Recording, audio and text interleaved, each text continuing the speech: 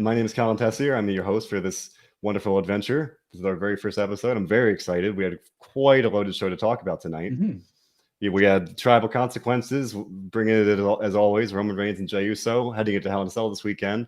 It's going to be quite an exciting show. We still don't have a very full card, but we got one more match tonight as we had Law and Otis give us Otis versus the Miz, the Otis and the Miz in court, and that's going to go down in the ring on Sunday. I love it. Oh, that was so much fun in every way. It's funny because TNA or Impactors today did something similar, and WWE's doing it too. I think tonight was a lot more cinematic in a way between Law and Otis and the tribal consequences. Literally Jay and Jimmy at the table. I thought that was really cool, and so I think that'd be kind of something that we'll look forward to going forward, because it's a good way to kind of shake it up. Then we had Sasha Banks and Bayley finally signed the contract, so we're good to go for Sunday. We will get that match. Would not surprise me if they did a little switcheroo and delayed that. We will get that match on Sunday at Hell in a Cell. We had Shorty G quit and drop his name. I don't think it will necessarily go anywhere, but we'll have to wait and see what happens. We had two phenomenal matches, which really demonstrated kind of the athletic, work rate emphasis on SmackDown. We had Murphy and Rollins put on a great match. We had a great tag team match open the show. There's a lot to dig into. It was a great episode of SmackDown. It was just really good stuff this week. I absolutely loved it. I missed the first 10 minutes of it, just trying to connect with you and everything like that. But I was, I know sometimes watching wrestling on a Friday night, you feel like, I want to go out. And I really enjoy watching a show sometimes on the weekends between stuff. But whenever I watch it on a Friday, I never get that feeling sometimes I've gotten from Raw, where it's like, this was good for 90 minutes, Raw was, and then it felt like it drags, or maybe it isn't paced right. SmackDown, the pacing is so good. Every time they went to commercial, there was something for you when you got back. When they did one of the court segments, Law and Otis, which was really funny, and we'll touch on that. But the pacing of it was really good. Every time a match went to break, it wasn't just like the normal, I'm going to go over the top rope. Is this guy going to get back in the ring? We'll be right back. It wasn't those average things. There was elevation. We're going to go right to a break, something funny, and we're going to be right back. We got something for you. Don't go anywhere. What's going to happen with this court case? Is this guy going to win? What are those it was the pace felt more livelier. It did. And more, and for lack of a better, consequential. There was stakes. You had something that you had to sink your teeth into when you wait through this Little Caesars commercial. That's very true. Now, speaking of stakes, we had a really strong end of the show when we had Roman Reigns lay out the stakes for his match with Jey Uso this Sunday. That feud has continued to be just really entertaining, really solid, heated, emotional, whatever word you want to say. It's been great. And I don't want to be that guy, but to me, it was just funny because they already had the stakes, it was Hell in a Cell and an I Quit match rolled into one. We know, we know what's on the line. We know what else are you going to throw on there? I know. Are they overcooking it? Are they overdoing it? Thankfully, no. I was worried they would, kind of to contrast it with the Sasha Banks and Bayley feud. They've really overcooked that one, and they've gotten in their own way in a bunch of ways there. This one, they didn't really need to do a lot to really sell you more on this match, but they did a great job just kind of having that one last look at the end. I really popped for the Jey and Jimmy Uso switcheroo. That was really clever. That was very clever. Yeah, having Jimmy with a mask on, so it could be him, and in kind of Roman suite with his fruits and all of the things. He only had a couple of different things out there. It didn't look like a really big spread for him there. Come on, Roman Reigns. He's a tribal chief. Got to eat. I know, but he just had what was this? This is ridiculous. This is the spread for him. So that was kind of silly, but it worked because you knew it was one of those predictable things where it's predictable in a good way. Exactly. Where you when you see a bike wrapped up in Christmas morning, it's I know that's a bike, but I'm excited to unwrap that bike. It was fun, and you knew Jay was behind him. They crammed a lot in those last 7 minutes. The double swerve, the switcheroo, the physical stuff where Jay got the upper hand on Roman. Nearly, but didn't get to hit him with a chair. Nearly hit him with a chair.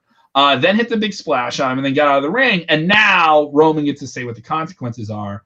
And mind you, there's no real crowd to react to this. But every time I see one of these things, I think a crowd would have been gutted if they would have eaten that up. Yeah.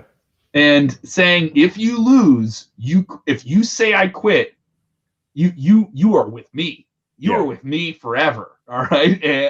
And if you don't, if you don't say I quit, you're out of the family. If I beat you, your children are out of the family. Your brother, your children, your wife, everybody. I thought like, what?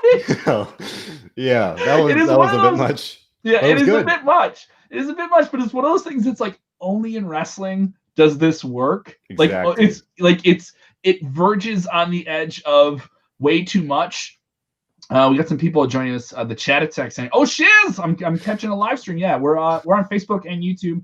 Thanks for checking out the show. Follow us on Facebook, and if you like us on Facebook, you have to follow too. So that's how you get the notifications we go live. YouTube, like, subscribe, turn the bell on, boom, all that stuff. So thank you guys for joining us. Some people loving this ending. What do you think? Is this the hottest storyline going into Hell in a Cell? Oh, big time. If this match doesn't main event, I'd be very surprised. If they'd handled the Sasha and Bayley feud better, that could definitely be the main event. 10 times out of 10. But that feud just really lost a lot of steam. Whereas Jay and Roman are just killing it right now. And Drew and Randy has been good over on Raw, but there's no way this match can't main event because you've got the I quit stipulation in there too. And because it is the hottest thing going, I don't even think it's a contest. Like Drew and Randy's been good, but that's been going for 3 months now, and that's on its last legs, hopefully. Bayley and Sasha is obviously that big match they've been obviously building to for a long time. Honestly, I think they could have held off on it even more. Based on what we've seen here, it just kind of seemed a little rushed. I guess they kind of gave up on just holding off on it like they're doing for a long time. So it's cool to be able to have it at Hell in a Cell in a way, but at the same time, it hasn't really lived up to what you would hope.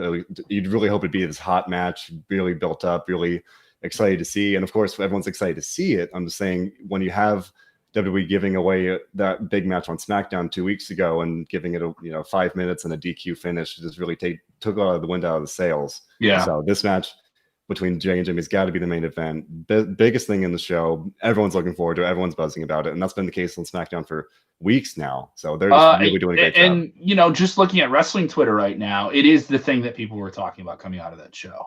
Law and Otis was a hit. And a lot of things in that storyline have not hit. And we'll talk about that.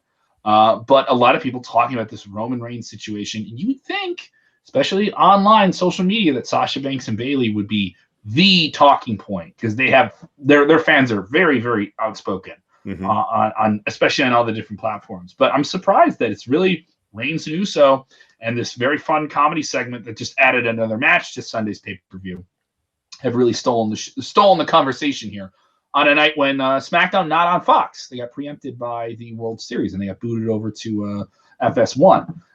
So I think we could just write off the rating being really huge. Yeah, it's on FS1, and they're up against Major League Baseball. I was worried I wouldn't get Fox Sports 1. I was worried for a second. Is this my cable package? What am I gonna do? I was doing the same thing. I pay and do streaming with some people. So we all have. I was like, oh, is that in the package? Oh no. So the same thing. So coming out of this, man, you're running the show. What do you want to do next? What do we touch on? I wanted to talk about Law and Otis because I thought that was just so much fun. They had JBL as the judge. They had Ron Simmons as kind of the bailiff. They had Teddy Long show up. They shot it like this, literally it looked like an episode of Judge Judy. They had the music. They had the gavel sounds. It was really over the top. It was funny. We talked about it on Monday on the Raw podcast. Like some of the people that aren't really digging the comedy here, where you had Otis coming out as the luchador. I enjoyed that. But I thought this was kind of even more over the top, but it worked. It just really clicked for me. It did work. Yeah. And there's a lot of stuff they've done in this storyline, which is fairly comedic, and everything with Otis is comedic. Like on Monday, they did the Gran Gordo thing, and he was like a lucha, and he just got drafted to SmackDown. So here you are breaking the draft. You're just breaking a draft you did like a week ago. So I mean, if you do that if we did that in January, I don't think people would care. But this just happened, so it's kind of annoying. This though, I don't think you really care because you had the legends coming back. You had different people you don't get to see all the time, and they played up for laughs. The laughs hit. It didn't go too long. I think on SmackDown they're a little bit more concise. Yeah, nothing. So. Even if it's live, this is pre-taped. These segments are taped. There's too many cuts in it for not to be pre-taped. Right. But the laughs hit. Like all the jokes hit. Like when they did their opening segment, all Otis had to say was, "I won the briefcase in a match where the winner gets the briefcase." I thought, and then that's his, and then everyone's like, yeah, that's up. It was quite funny. All the jokes hit when they had Asuka railing off something in Japanese. Everyone's like, I guess she said something important. I thought that was cool. And then JBL just putting down the gavel saying, you paid me and gave me money in front of everyone because I'm just a shyster. And, I thought it worked. It worked really well. But it's a ridiculous way to set up a fairly ridiculous match where the Money in the Bank briefcase is on the line. It shouldn't be.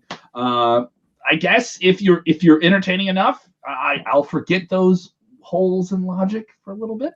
I mean, it's a big logical hole when you're talking about the fact that the verdict kind of came down to what everyone knows about the Money in the Bank contract. You do have a year to cash it in. Like, that's just kind of inherent with the contract. And yet that's kind of been the big hook here that Miz is claiming, oh, there's Money in the Bank negligence.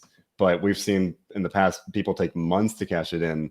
So there are definitely some holes in that logic, and you just have to go along with it. And thankfully, we had something really entertaining with this segment tonight to kind of encourage you to look over those things and just buy into it a little bit more.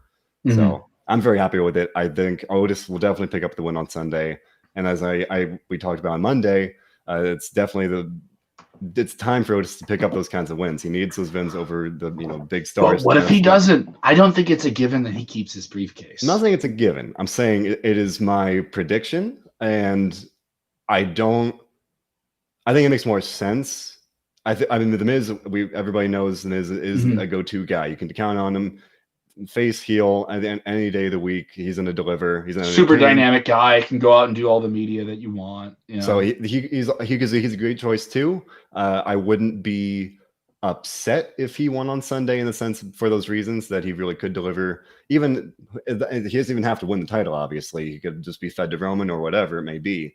I just think that they really do have somebody that could really be, again, if not a main eventer, a solid upper mid carder with Otis. So this would be a good chance for him to kind of climb up the ladder, just like he did at Money in the Bank in a way. So a lot of people in the comments rooting for Otis to win this match. I'm rooting for just more Law and Otis. I thought this was just silly fun. It worked. It wasn't too silly. It wasn't overcooked. Like I said, it was just concise and it was effective. And they didn't make Otis do too much dialogue. Everything he got to do was punchy and fun and physical, and him having no sleeves on his suit, and just like some of those things where they just don't push it beyond what it is. Just keep it right where it is. Keep it simple, stupid. So now they should have kept it simple, stupid with the Sasha Banks and Bayley feud. Because all right, so let's move to that. It was pretty much the story that wrote itself when they had the turn. Keep Sasha off TV for a couple of weeks, sell the neck injury. It was Bayley pretty much broke her neck, by the looks of it. But then they brought her back the next week, and that just kind of was pretty indicative that that this feud was kind of they were, I guess, over eager in a way. They wanted us to really have it be this focal point of the show, whereas it would have been a much stronger story if they had Sasha be absent, drew it out a little bit, and by not doing that, they kind of had to scramble to find something to do every week. WWE just doesn't like to keep people off TV, even though they really would benefit from doing that sometimes. So then tonight we had Bayley come to the ring because she did not sign the contract last week, and Sasha was definitely determined to make her do that, and she did. She held her neck through a chair and beat the stuffing out of her and made her sign it.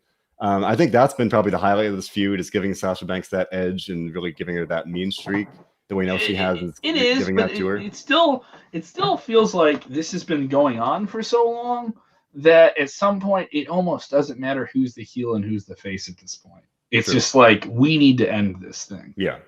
It is very long in the tooth. I heard some people complaining tonight about Rollins and Mysterio just moved their storyline over to Raw. Yeah. And I guess we'll discuss that. But yeah, to me, it's just like Sasha could be the heel and Bayley could be the face at this point. But Bayley's big heel turn is what kind of got the ball rolling for them to be a team. Yeah. And then to win all the titles. So I do think you need to wrap a bow up on this thing. I don't know if we have to see them touch each other again, at least until another big time pay-per-view. But this has to be the end. This at least for a foreseeable future, right? If Bayley wins, I would think so. If Sasha wins, I'd expect they might just try to draw it out one more month to get to Survivor Series and end it there, because that's one of their big four shows. I could see that happening. I would be. Look at this. Look at this comment here, Colin, from Frank Carter. Frank Carter says Sasha needs to beat Bayley, then after the match, put her on the shelf for a while. I would agree. I think that'd be a good idea. I mean, Bayley's been the champ for over a year now. She was doing great work, but really entertaining. Her and Sasha kind of dominated really just every show over the summer. They were great together. But now that she's back on her own, Bayley is stale in a way because she hasn't gotten that much exposure. So I'd be happy with that if the Hell in a Cell match was so hellacious, for lack of a better word, that they just put Bayley on the shelf for a while. And I think that'd probably be the better way to go, just to kind of shake it up a little bit, have Sasha be the champion. They just had the draft, so they do have some additions to the women's division, so they can give her some challengers. Bianca Belair looks like a star. She had a great debut tonight. I know it was sort of a glorified squash match, but come on, the gear was all blue and white. Walking around the ring with Selena Vega above full press above her head, then slamming her on the turnbuckle, and a great finisher. The KOD is a solid finishing maneuver that shows off her power. And good on Selena Vega. I mean, she loses a match, but Selena Vega is a chicken shiz heel. She's going to run in there and scrape and do all these different things. She's not a power performer like Belair has been designed to be and be so sassy, all these things. I put it out on Twitter at WrestleZone.com. She's going to be a huge star for WWE. Like, there is a lot of elements to her that I think someone who's just a casual person watching TV on a Friday would see and be like, ooh, I want to see more of her. And like, if you like when people get into a fight on reality TV and they're just scrapping and there's just some sass to the person, for lack of a better term, you like seeing a strong female character, just in the broadest sense of the word. You're going to get that from Belair, and that she can deliver fun promos. So we haven't even seen that yet on SmackDown. No.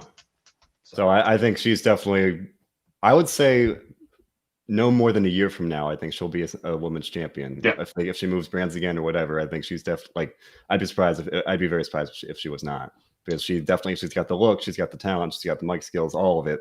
So they've got a gold mine right there. Yeah, absolutely. What else do you want to touch on tonight's SmackDown, man? I mean, I think it's noteworthy. Well, definitely Daniel Bryan. Daniel Bryan returning, being in the ring for the first time since June. I didn't even realize that. I knew he was gone for a while. Yeah. And then we had nearly 5 months, right? Yeah. Just about. So that was awesome to see him. And who would have thought that the tag team division suddenly is actually looking legitimate? We had Daniel Bryan, Kevin Owens possibly being a tag team. I think that would be really, really cool. They're both phenomenal workers, probably two of the biggest stars on the roster right now. Neither one is really doing anything, have been doing anything. So I think, at least for a short-term kind of thing, it makes perfect sense. Boost up the tag division. It'd be a lot like what Daniel Bryan was doing last year with Rowan, just kind of having the tag division get other people over. So I'd be very happy to see that. We have the Street Profits showing up, which is very weird because they were on Raw for the longest time, and they became like synonymous with Raw for me because I cover it every Monday, and they were always on my screen. And then we had Cesaro, Shinsuke Nakamura. And we had Robert Roode and Dolph Ziggler. I think they're very underrated as a team. Granted, they've been booked in such a way that they're not legitimate people that you can really see as champions at this point, because they're just kind of used as stepping stones, whether it's as as a team or to other people. We had Robert Roode come back, lose to Drew. Dolph Ziggler literally loses every match he's in. So But it was really cool to see this tag team it wound up being an 8-man tag team match between Cesaro, Shinsuke, Bobby, and Dolph versus the Street Profits, Daniel Bryan, and Kevin Owens. And it was really awesome because, again, it was a great way to start the show because it really emphasized in-ring work, athleticism, talent, and just really wrestling. Kind of a throwback to SmackDown of old, where back in 2004, 2005, you had a lot of really talented people. And I think we're starting to see that again. And they had that a bit early this year. We had Daniel Bryan, Drew Gulak, Cesaro, and just really talented people. I think that's one big way that SmackDown stands above Raw. You have these really talented wrestlers. Maybe I'm biased. Okay, my favorite guy, if I know he's going to be wrestling live, I'm more inclined to watch the show when he's on. And I'm taking my WrestleZone hat off and just saying I'm a wrestling fan. Daniel Bryan's my favorite guy to watch. Me too. And you have an 8-man match where he carried the 8-man match. He did. He carried the match until, all right, now hot tag, and we're just going to start going off like crazy. The pace of this was really well. When you have that many guys, I think the pace of an 8-man match can be slogging, and it's like, all right, we don't do this. They almost did the elements of like a standard 2-on-2 tag match. Where they're going to build to the hot tag and then ramp everything up. And then it's just move, move, move. But when you do that with 8 guys, there's a lot more moves you can do and a lot more pacing, and it becomes much more vibrant display. And we got that when everyone was laying their finishers into each other at the end of the match, and it felt like anyone could win. And and that's what happened, and you get this big win. Street Profits look cool. Kevin Owens looks cool. He needs to look cool again. Daniel Bryan looks great on his first big match back. And at the same time, Nakamura and Cesaro, who lost the belts recently, and Rude and Ziggler, they didn't look like goofs either. Like everyone felt cooler coming out of this match. And when you can do that, and you can't do that all the time, because sometimes losers have to feel like losers, right? Right. You didn't get that. And it felt like, wow, okay, if this is the tag division on SmackDown, hell yeah, I'm in. Absolutely. No, that was very promising. It's one of my biggest complaints of WWE for months now has been this lack of depth in the tag division. I was really hoping they'd unify the tag belts rather than doing a title swap. That I just thought was really not a great way to go about solidifying the tag divisions after the draft, but it's worked out in this case. Holy shit. I'm sorry to interrupt here. Jay Feliciano, a man who knows something or two about the WWE. I don't know if you know this, Colin. Jay has misted. He's spray misted the hair of Roman Reigns. He's done that job. Yes, he's been there.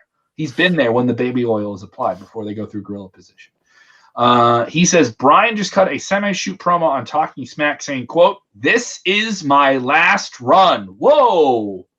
Wow. Whoa.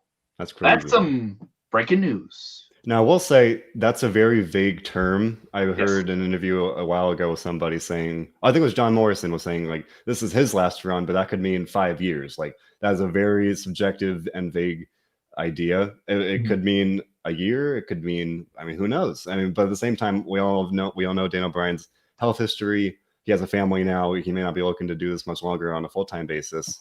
So he was also, when he was on this break, this maternity leave that he took in the summer, there was some reports that not only he, but also Edge, another top level guy that WWE re-signed to a very short-term featured superstar contract. Doesn't have the same type of commitments. Obviously, he's injured now.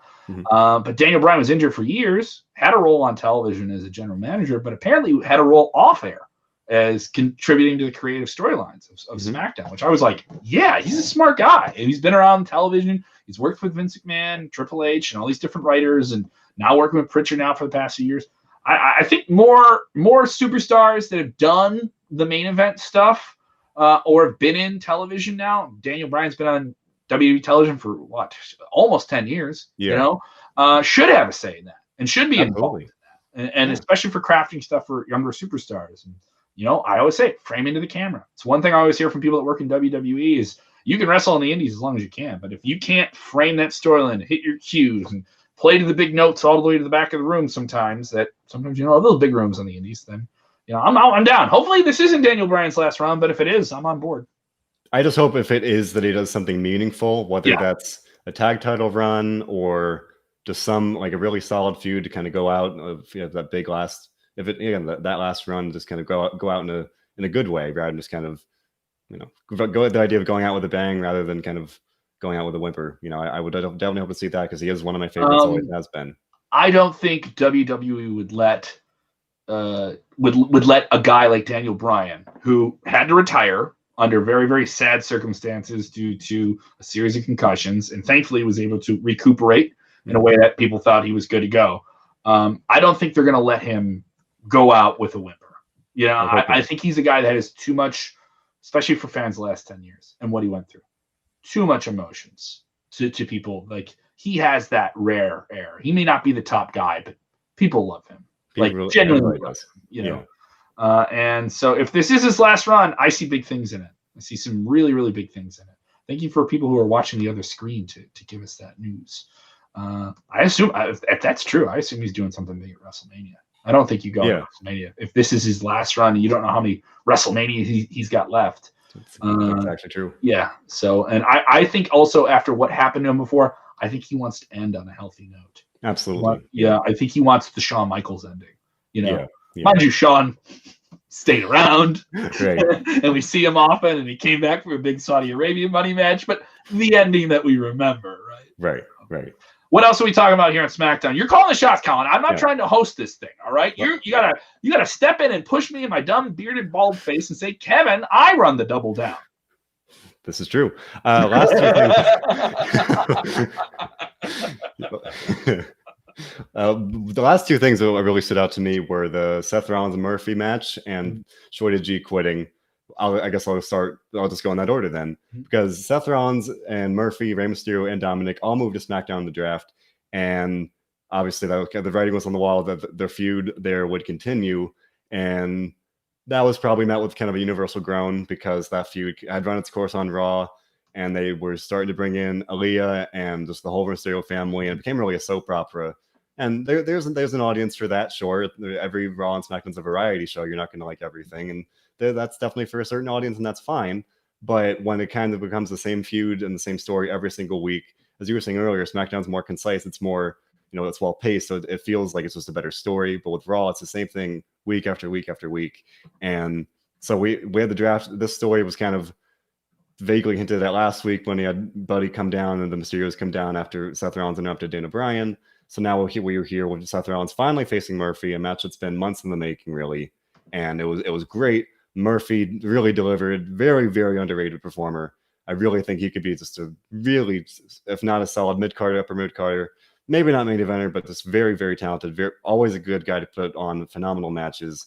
And Seth picked up the win here. It feels like Seth almost never loses on TV anymore, which is good because you're just like giving him that, that platform. He is protected in that way through this. Yeah. And also through this whole storyline with Mysterio, I would say, you care about Rey Mysterio. I think fans are getting impatient with it. It's been going on since April, right?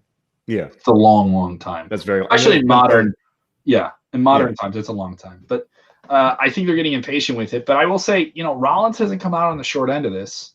Mm-hmm. It elevated Dominic, but I think at that point people were just, okay, you made Dominic a star. He didn't get the win over Seth. At some point you can get back to it, but let me do some other things. Let's play with some other characters. But then they try to add Aaliyah to it. And I don't know if fans are buying into Aaliyah. I think they care about her because obviously she's someone's kid, and we've seen her on television when she was a little kid with Ray and Dominic as well. So you can't deny that. But I don't know if fans are biting into it. I'm not saying I hate it. This match was fantastic, but then doing more of the stuff we've seen before, the family, and I'm going to terrorize the family. It's a little long in the tooth.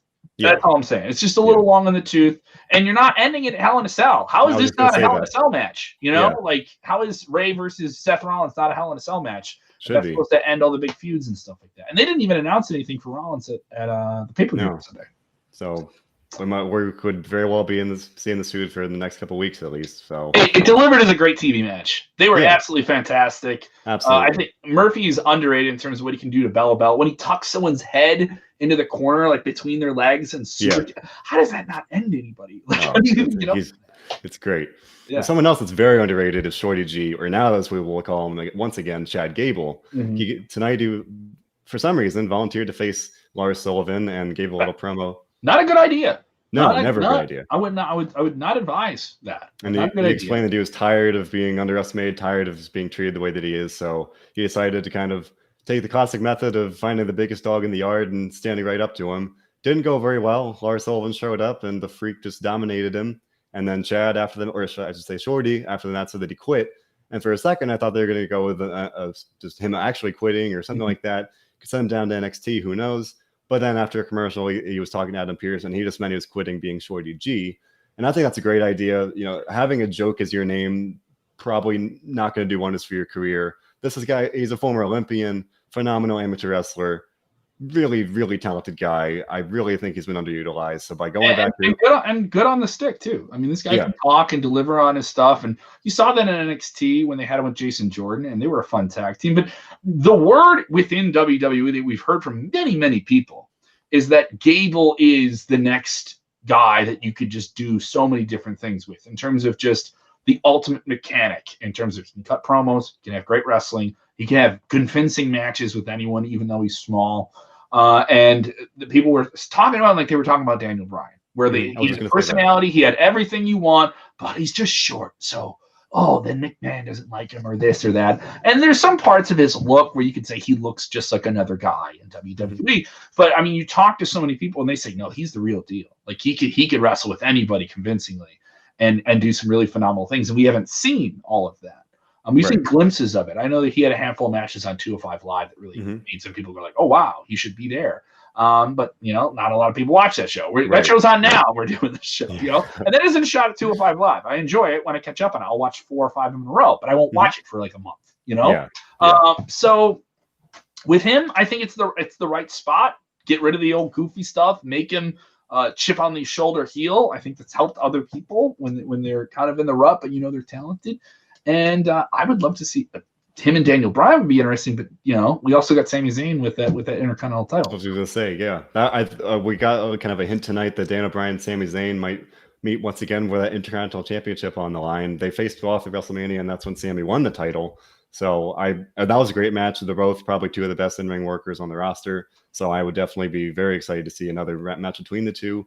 Daniel mentioned he wanted to see the Intercontinental Championship be defended every week. I think that'd be cool. Obviously, with Sami as a champion, it's probably not going to happen. That's not how heels work. No. But I think that'd be great. I think, you know, Sami really impressed a lot of people with his match Clash of Champions. You know, all the creative stuff with the ladders and the handcuffs and everything. That, like, I admit I wasn't the hugest fan of Sami Zayn. I didn't dislike him, but that match made me say, wow, this guy's got it. Like, this guy's really good. And I think that he could really help take that title back to where it belongs. You know, Roman's a Universal Champion. He's really brought that title up with its prestige.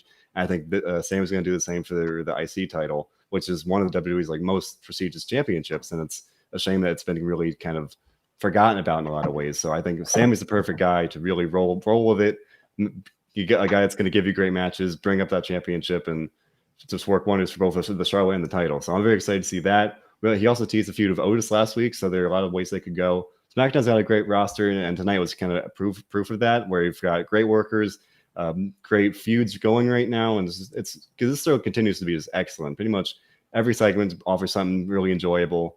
And I never felt like I don't want to watch any more of it. You know, I felt like from I got in about maybe 15 minutes in the show, and I felt like I was missing something. I came in, they were in the middle of an 8-man match, and it was like, wow, this is really cool. And nothing felt long, concise. It was almost like less is more, where on Raw, we get so much as 3 hours. Sometimes you get too much. You get too many, you get like 4 different variations of the same thing. That's kind of why I think it's cool that Fiend is going there, because you can put Fiend in multiple segments. He can do the Funhouse thing, then he can be the Fiend, then you can do stuff with Alexa. And it's this sort of the same character, and you can repeat it the same times, multiple different variations of it in the same show, and it won't feel like a rehash, like some things on Raw do. You know, like, really. All right, you know, we're getting 4 weeks of television in 3 hours, and then we get like 12 weeks of TV in a month, you know, like that.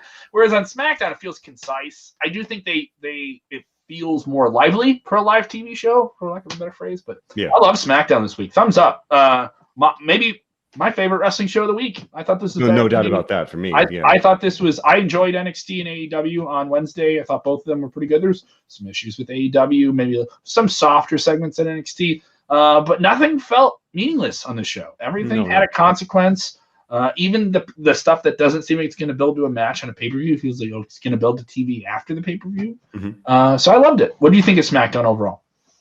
I'm leaning like maybe an 8, you know, maybe even higher. We're going to the 1 to 10. Yeah, you want to rate this show. So you're looking at an 8 right now for SmackDown. Maybe a 9, honestly. Maybe a 9. Like, everything really delivered for me, even like things I wasn't. I'm not a huge fan of the Mysterio feud, but that's fine. At the very least, it's like intriguing, for lack of a better word, that they've got. You would be reaching to bitch tonight if you saw that match, and then the ending afterwards is what's going to take it away from you. I mean, that would be a reach. You're looking for your bitch then. Oh, I got to get my bitch in tonight. You know, that type of thing. I'm with you. I'm going to give tonight's SmackDown a 9. Because I just thought it was good. It was slick. They tried a comedy thing and it worked. And sometimes when WWE tries comedy stuff, it's fun and campy. You know, and this has been a week where a lot of people were angry about campy stuff in wrestling shows. Like a lot of people angry about the MJF Jericho thing. I thought that was entertaining. I just thought it was out of place because they didn't sell you on it. Like this, you knew you were getting a goofy courtroom segment. All right, are you going to deliver on a goofy courtroom segment? With the AEW thing is, you thought you were getting this like this sketch over a steak dinner. And you got a little bit of it, and then they threw you off. And I think that's what aggravated people. But for me, I loved it. I give this week's SmackDown a 9 out of 10. It's a way better show than Raw right now. No doubt. I think Raw just has the problem of being a 3-hour show every week, and I think that Yeah. some weeks it works and some weeks it doesn't. SmackDown has been fairly consistent recently. I don't want to be negative, but like I cover Raw every week, and 3 hours every Monday night is quite an undertaking. Because you're sitting there and you're just like, wow, this is dragging. It's repetitive. There are just major like lulls. There's some things that or the show kind of peaks a little bit, but SmackDown by comparison, so much better, livelier, fresh. You know, it's much easier to watch, and I'm very glad to be covering it because it's just there's so much to dig into every week. Everything really worked this week, and that's just kind of how it tends to go. You know, it's a good show, and I don't see that stopping anytime soon. And Sunday's going to be exciting to see how these feuds really progress. It makes you excited for the pay-per-view. Yeah. Like if you come out of a TV show like this and you're just a wrestling fan, and maybe you watch now and then, even if you're just like a casual fan, you know, like one of those Mania season fans that comes in around January and then gets out once baseball starts or something, right? This is one of those shows where it's like, oh, they're doing that? Like, oh, okay, cool. And like I heard that, like, if you're a casual fan or a hardcore fan, this is a good show. And when it's good, don't try and find what's wrong with it. Just focus on what's good with it. And that's what a lot of the viewers are doing. We're getting a lot of 8s. William T. Wages going 8.5. We got a lot of people just on that. We got a 10 out of 10 here. We got a 10 out of 10. 10 out of 10. Sean Smith. Perfect show there. Herman Suplex to Carr saying, I give SmackDown a 9.5. Great show. And Michael saying, Raw should take notes. Take notes, Raw. Yeah, seriously. It's just funny because they're being run by the same people. Yeah. We're obviously the same company. And you probably have a lot of the same writers to some degree, but yeah. I just think there's something about SmackDown, and not to say it's not like Fox or for NBC Universal with Raw don't have a say in the show. I mean, they have some say in who gets on those shows and what the rosters look like. But I don't know, man. I just thought this was a fun show. It makes me excited for the pay-per-view. Roman Reigns versus Jey Uso was so passionate. The video packages saying, I love you, and I'm going to kick you in the face. It was cool. Yeah. I'm on board with it, man. I'm on board. No, absolutely. Well, Hell in a Cell, what's the match you think it's going to steal the show? I feel I'm leaning towards Roman versus Jey, but I think Drew and Randy have something to prove because this is the third match in the series for them. This one's been going for a while. And if this is how they take the belt off Drew, it's got to feel momentous. I think it's interesting because to me, steal the show means you don't necessarily expect it to. Yeah. So in my mind, I see Roman and Jey in the main event. I really feel pretty confident it's going to deliver. I think Drew and Randy really could steal the show because people are kind of, you know, like you mentioned about the Mysterios, they're growing a little impatient. It's time to end it one way or the other. And I think that the two of them in the Hell in a Cell will being able to kind of work in that match environment could really put on a great match no matter what happens. And I think that more than anything will probably be my match to watch. I think BAYLEY and SASHA will put on a great match. It just really has lost a lot of steam, unfortunately. Whereas both title matches on Raw and SmackDown, both men's world title matches are, you know, especially obviously Jey and Roman, very hot programs right now. And I'm really excited to see what happens. I'm excited as well. I mean, I'm definitely more excited for the show coming out of Raw. I thought they did some fun things on Raw, but the weird cutoff at the end was odd. This felt like, all right, now you climb up on the cell at the end and you have the showdown with Jey and Roman, and they did so much in 7 minutes. And I think maybe sometimes SmackDown benefits from seeing, oh, this didn't work on Raw. So when our similar feud that's at this like level of the mountain, of the Blue Mountain, that didn't work on that peak of the Red Mountain. This is going to work on this cliff of the Blue Mountain, like those type of things. I think and sometimes it just benefits from that. It's kind of weird that you think of a Friday night show being better than a Monday night show. And just in terms of like Monday, you want to sit down and watch some TV. Friday, it's like, I want to get out, but who's getting out? Who should be going out this often, right? Yeah. So, you want to look at some other stories here that we got on WrestleZone before we sign off for the night? Perfect. We have some other things here, specifically all the coverage of SmackDown if you want to catch up on that. But also Impact has a big show this weekend, the biggest show of the year. Impact will have Bound for Glory on Saturday night on traditional pay-per-view and Fight.tv worldwide. We have a bunch of different content on that, including the Impact Media Pass, as well as an interview with Josh Alexander, who's going to be in a big 4-way title match for the Impact World Tag Team Championships. But they added something else. They've had it for a while, their own streaming service, Impact Plus. It will be free this weekend. That's right. I will check it out. free. Now, Bound for Glory will be on pay-per-view, but you'll be able to watch if you want to just dig into Impact this weekend. This is a great way to do it. You get all of the old school TNA stuff. You get all the past Bound for Glory shows. You get a bunch of different stuff with AJ Styles, Samoa Joe, a lot of big names now in WWE. Obviously, people remember that they were big in TNA. So a lot of different stuff here. And also, they'll have a countdown special on Access TV on Saturday night at 7 p.m. Eastern, 6 p.m. Central, if you want to watch that just before the pay-per-view goes live. And, of course, we'll have full coverage tomorrow on WrestleZone. Is there anything on the Impact card that you're just like, hey, that looks like a hot match? To me, it's Deonna Purrazzo and Kaylee Ray. I think those two really deliver. Obviously, both very, very talented. Mm-hmm. I think more than anything, the tag team match could really, really steal that show. Yeah, it should be an interesting mix of styles. We've got the North, you've got the Good Brothers, you've got Madman Fulton and Ace, and of course the Motor City Machine Guns. I think those teams could really tear it down. I think that thinking about the match order, even that could be a great way to open the show, to really start off hot and show the tag team vision they've got. So I think that's been one of Impact's strong points, and I'm excited to see that. They're really clicking there. Rich Swann should be interesting because he hasn't wrestled really in a while, but he's got that program of Eric Young going. So that should be interesting to see. I don't see him taking the title off Eric Young right now, but should be a good match for both talented people. And of course, you got the gauntlet match. And if Heath and Rhino win, or Heath or Rhino win, he's going to get his contract. But if they don't, they're out. So could be interesting. I would imagine that Heath actually will get a contract, but maybe not. All right, you want to choose your own adventure here? Do you want some bad injury news from AEW? Or do you want some interesting news from Mick Foley in a conversation that he had in secret with someone? Secrets are fun. We should share with everyone. All right, we're going to go for the secret next.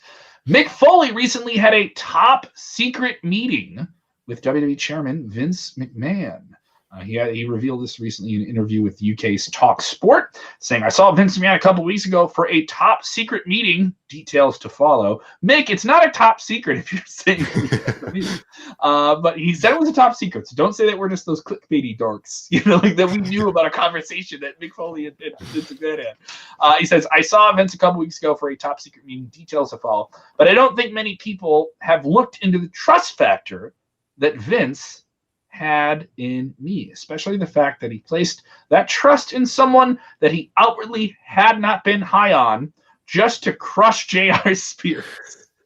He knew I took a lot of pride in trying to elevate people, and he knew that I had developed an ability to do that.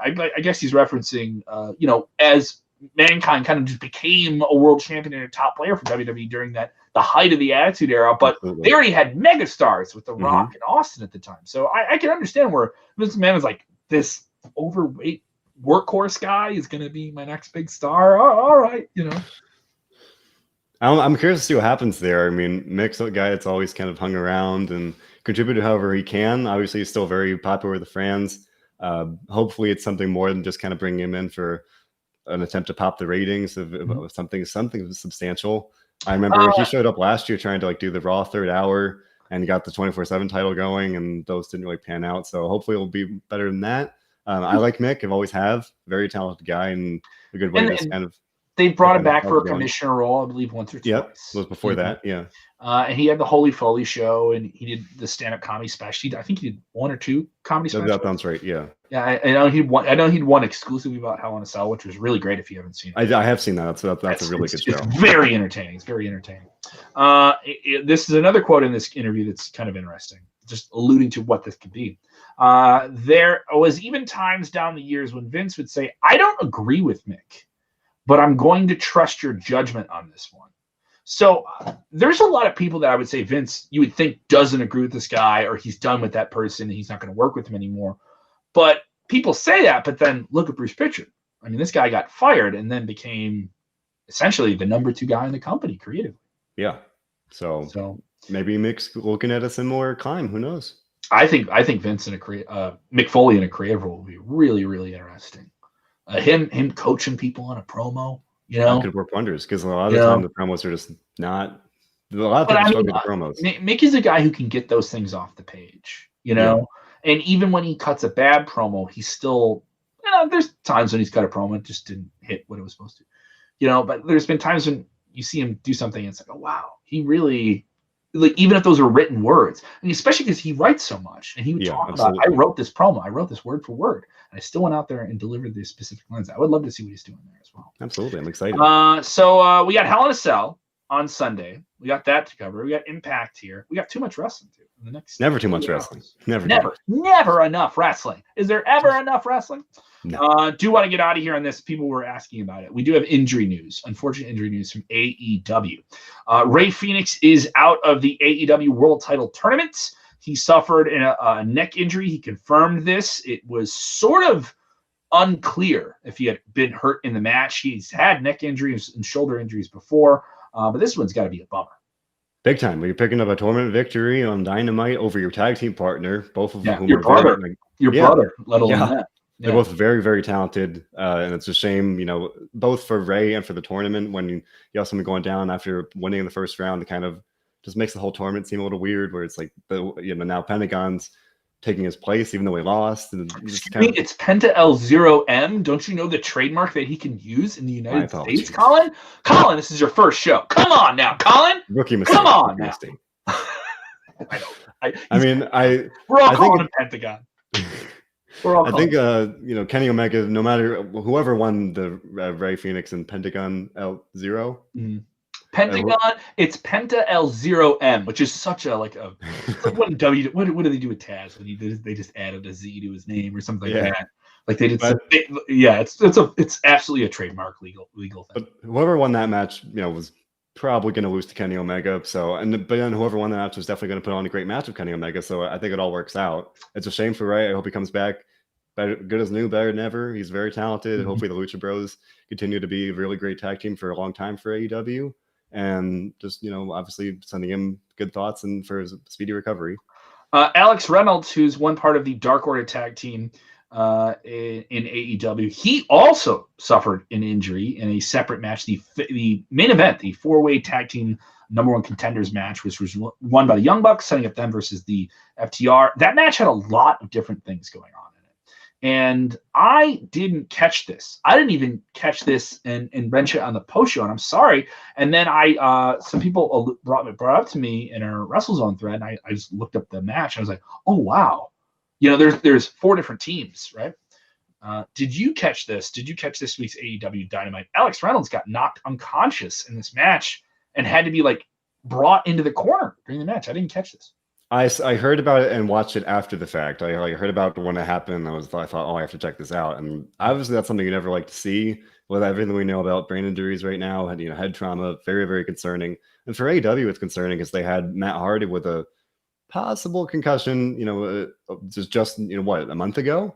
Mm-hmm. So not a great look for AEW, especially kind of getting Alex in the corner and.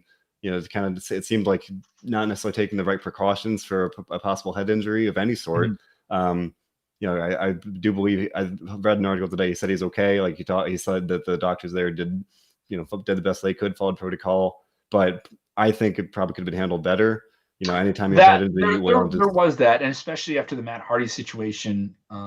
There's been people that are eager to be critical of AEW All Elite and how they handle guys when they get hurt, because they have they're giving the wrestlers a lot more freedom to go and be extreme physically in the ring and do different things. And in this maneuver, he took a 2-person maneuver, and he was on the receiving end of it and got knocked out, had to get pulled over in the corner. And there was some debate about why didn't they just get him out of the ring? Yeah.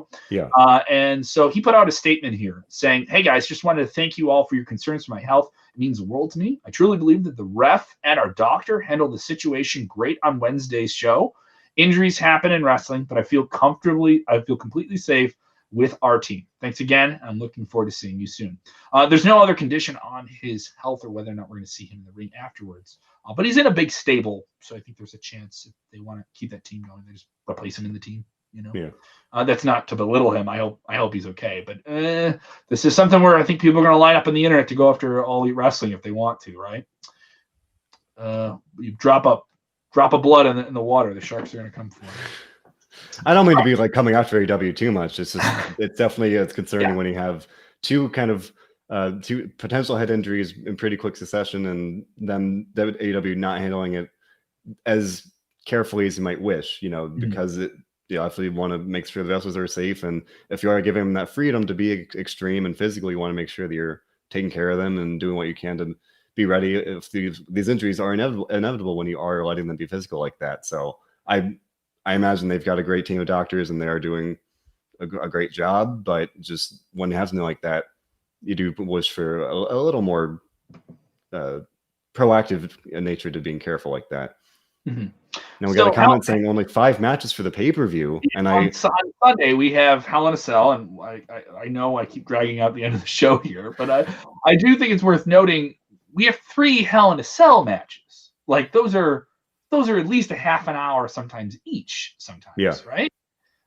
So I'm all right with that. I don't think you have to like, oh, please, you gotta give me 8 matches on a card, you know? I think it's been the better part of WWE pay-per-views recently. They aren't pushing to 4 hours unless it's absolutely a really big show. I think 3 hours is a good time. And if they go over, it's 3 hours and 20 minutes, that's fine, you know? So there's that. Also, once again, we'll be live after that pay-per-view on Sunday nights, probably sometime around 9 p.m. Central, 10 p.m. Eastern. Just look at the notifications when if they keep pushing it back, we'll push back the launch time for the stream. But if you're with us on YouTube or Facebook, just set your reminders. You'll see the link. It'll pop up sometime on Sunday. And just set your reminder for that as well. Thank you guys so much. I love seeing the regular names here in the chat. And also, I may not be here every week, but I want you to be good to my man, Colin. Okay? All right? Mr. Kellum may not be here, but do not treat him like a substitute teacher. He is a superstar. He is owning the zone on Fridays into Saturdays and the weekends. And Colin, I'm very excited for you to beat the blue into him here with some fun in the week. See, the double down. We went with the double down. I pitched down with the smack. You did not seem down with the smackness, nor did anyone else who voted on the names.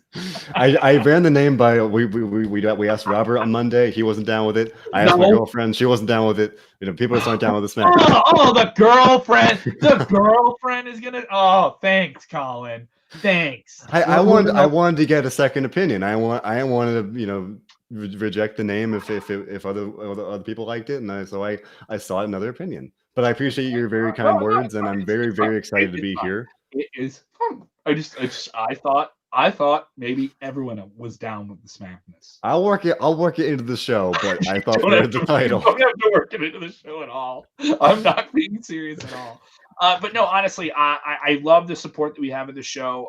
Is our show the biggest show in wrestling? No, but Colin's the host of this. He's the main guy who's going to run this, and I want you guys to support the show like you do with me multiple days a week and watch or listen to it in your ears on the podcast. Get behind Colin. He's a good dude.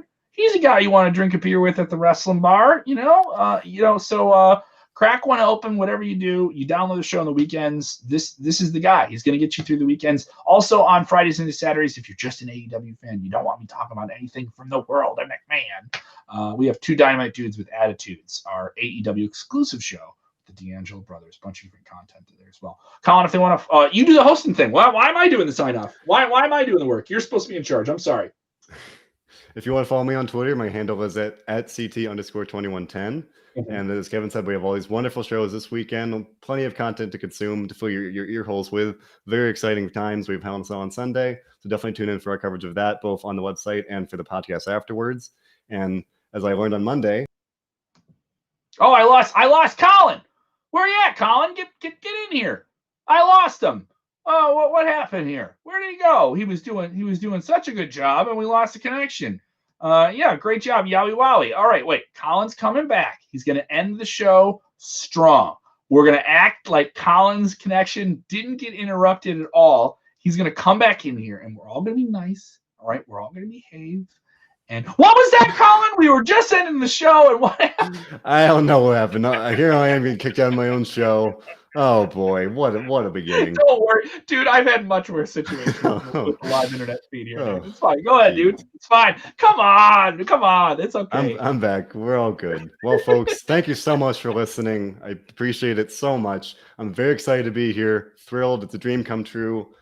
Oh, I'm very excited. This is awesome. So thank you for listening.